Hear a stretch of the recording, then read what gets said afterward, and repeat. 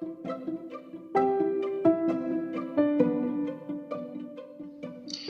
is Teachable Moments with April podcast, and you guessed it, I'm your host, April. If you're a returning listener and a part of the Teachable Moments with April podcast family, welcome back. For those who are checking me out for the first time, well, hello and welcome. To everyone listening, look for the teachable moments that are all around us. Enjoy and be encouraged.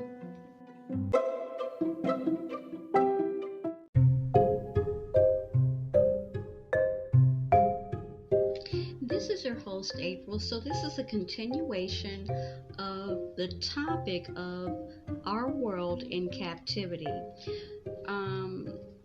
So we're going to look at a Bible-based book from the Restored Church of God with the same title. We're going to actually look at chapter 2, okay? And we're going to go further into who exactly is behind the world being in captivity. Who has it captive? Now, the devil has been a subject of interest for thousands of years, and he plays an enormous part and an enormous role in actually God's plan. Now, the Bible calls him the God of this world, and this world lies in terrible confusion, misery, and unhappiness. Since he is the cause, what do you need to know about the devil? Okay, so much has been said about Satan, and few actually know the truth about who and actually what he is. This conversation and these episodes that I've been doing is to try to strip away some of the mystery, okay, and the confusion and myth and superstition and misconceptions that actually shroud the truth about his identity. Now, the devil has been pictured as a ghost, okay, a boogeyman, a spook, and a man in a red suit with horns and a pitchfork. We talked about this before, who is devilishly handsome. He is also portrayed as a kind of nebulous epitome of all evil, the cause of everything bad that people do, aka the devil made me do it. And through a host of other false ideals. Now, while these are common ideals, they are all wrong. Even when merged together, they greatly minimize the truth about this great fallen spirit. The kidnapper, okay, has convinced his captives that they understand who and what he actually is, and they have been completely fooled. Now, if you turn on the television, when you go to the movies, maybe even visit a bookstore, how often is the subject of the devil, demons, angels, or the spirit world in general spoken or written about?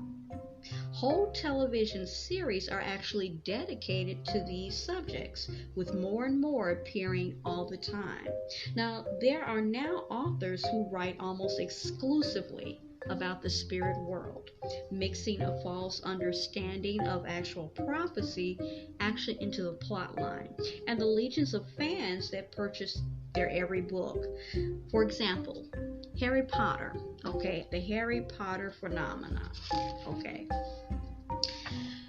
Then recognize that Satanism and witchcraft are practiced more openly today than any other time in our history, and millions pay very large amounts of money to psychics, palm readers, astrologers, crystal ball gazers, witches, wizards, channelers, and a host of other mediums to ask what actually the future holds, okay? The devil sells, and the people are buying as never before. But the kidnapper has fooled all the nations.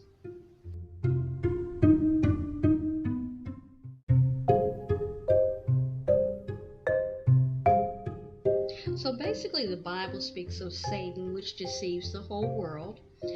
That is referenced at Revelations 12:9.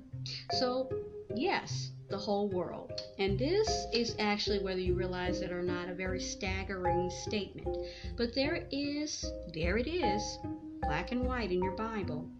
How can the devil deceive over 7 roughly 7 billion people. Now this verse, okay, that we're concludes, he has cast out into the earth. He was cast out into the earth, and his angels were cast out with him. Now notice it says his angels. These beings are referred to as demons, okay? They assist Satan in his work of this mass deception that we keep talking about. And if Satan has deceived the entire world, it is not necessarily God's world. It is and it isn't at the same time. A lot of times I'm going to break away from the text here. They say society, okay, this system of things, okay. So it is God's world, okay, but this system of things, okay. So I'm going to kind of divert from what they're saying here, okay. So since the whole world is deceived, it becomes clear why it is cut off and away from God, okay? Deceiving people, okay, and deceived people practice lives filled with actual things that are contrary to what God, his laws, okay, and his rules, if you will, that are laid out in the Bible. And there's a reference at Isaiah 59:1-2. So it is not fun for people to be told that they are deceived. When you tell them that, people will become immediately, okay, very defensive, okay. No one enjoys hearing that he is ignorant, if you will, of God's purpose. These statements actually wound human pride, and they actually attack human ego, okay, but not as much as remaining, okay, when you think about it, in deception, okay, which actually wounds understanding, correct understanding. So that's kind of a given to me, in my opinion. Is if you were to tell somebody that, they're going to get defensive and they're going to get very combative with you, okay. But I like, in a way, how they put this here. They says even though it may hurt your pride and it may challenge what you believe to be reality, and you feel that, you know, this is your stance, this is what you understand to be reality, but what's worse is the fact that not only your pride or ego is being hurt, it's the fact that you've actually been deceived and you don't understand things correctly, okay, that spirit of deception. So if one cannot accept Revelations 12:9 as coming directly from the mind of God, any hope of breaking free of this terrible deception is actually lost. And such people have chosen to remain with their captor for the remainder of this evil age that we've talked about. A lot of people, I've spoken about this, is that I had come to understand something, is that a lot of times, there was an older lady that did a Bible study with my family a long time ago when I was a young girl, and she said that when people know better, they do better.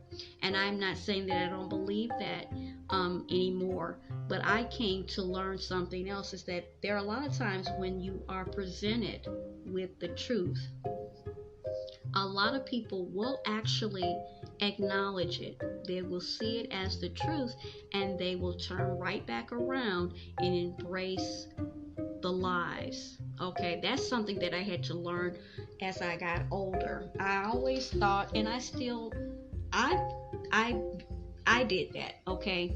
When I came to see something as the truth, and that veil of deception was lifted, I embraced the truth. But there are people out there that you're going to come in contact with that are going to actually see it for the truth, and they're going to outwardly reject it. They know it to be the truth, they don't want it, okay? The lie is more comforting or more exciting or something along those lines. So that's what it is, okay? So it says the Bible is the most misrepresented, misinterpreted, and actually misunderstood book of all time. Yet the facts remain. It is the plain